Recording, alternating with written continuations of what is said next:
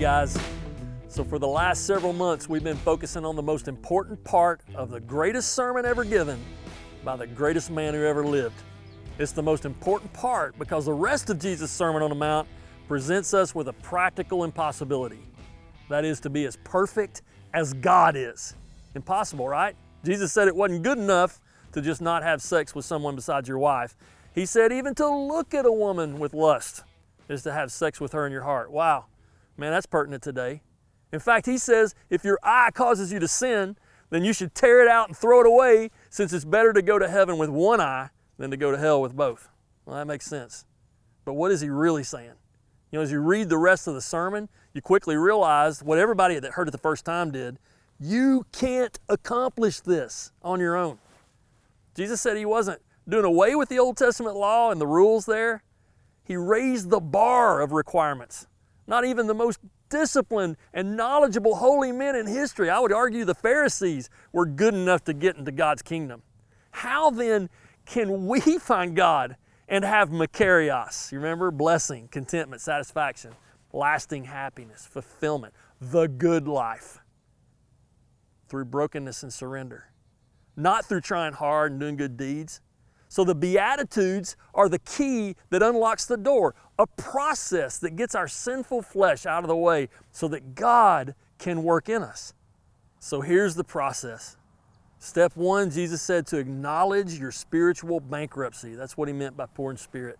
Step two, to grieve your sin. That's what it means, blessed are those who mourn. Step three was a big one.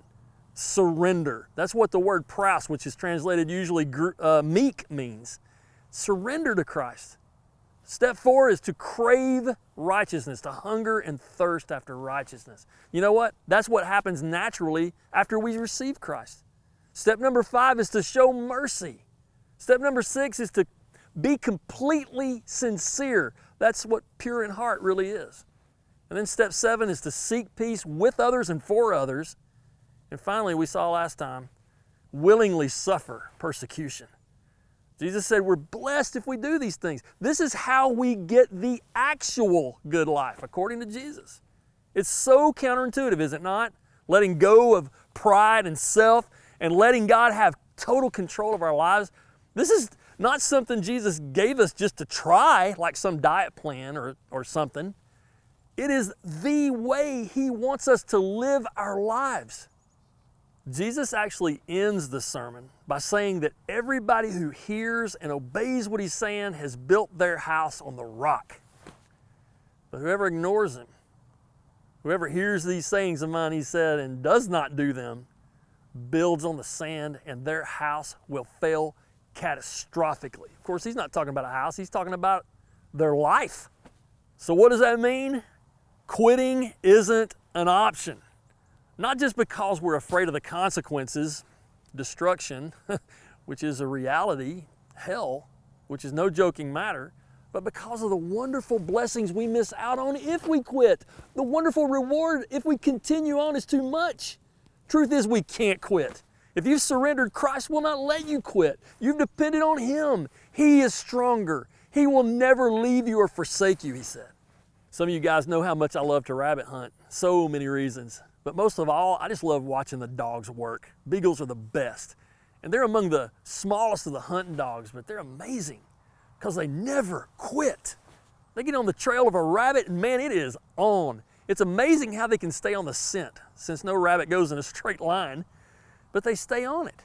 They're so much better with two or more in a pack than just one dog because they communicate. If one gets off the trail, one of the others gets back on and gets the others back on too. It's like accountability. But it's the amazing thing is how tough these little guys are. You know, they just don't quit. Often they're bleeding. Sometimes they're hobbling. They'll go without water if you let them. Nothing will deter them. This is why I love watching. They'll scent a rabbit and then they'll figure out where the trail is. Sometimes they'll figure out that they're going in the opposite way that the rabbit was going as the trail gets weaker. Or more oftentimes, the trail will just seem to end on them.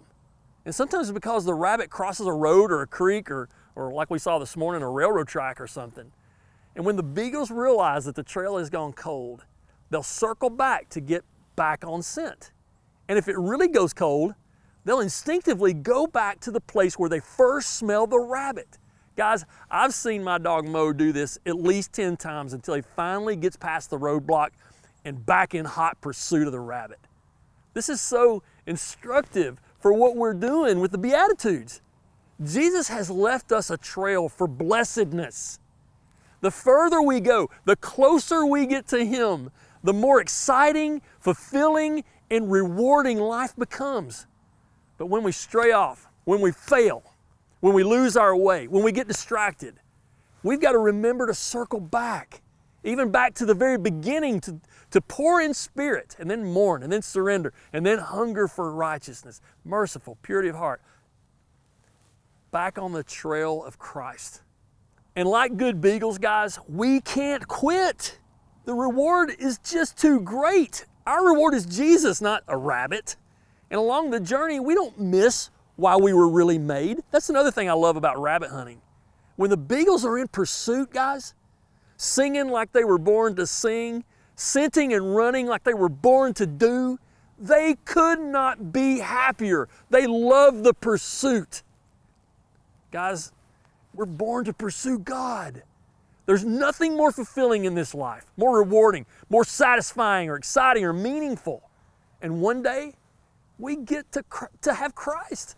And that happens in heaven. That's comfort. And we'll rule over everything else. That's satisfaction. We'll get mercy we don't deserve. We'll see God. We'll be His sons. And the reward will be greater than we could possibly imagine. That's not my promise to you. That's the promise of the greatest man who ever lived, Jesus, who is God, in the greatest sermon He ever gave. The hard road to the good life is so worth it. So don't quit. If you fall, circle back. Start at the beginning.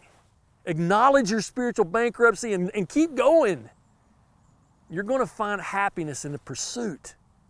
And when you get the prize, when we get the prize, how sweet it's going to be.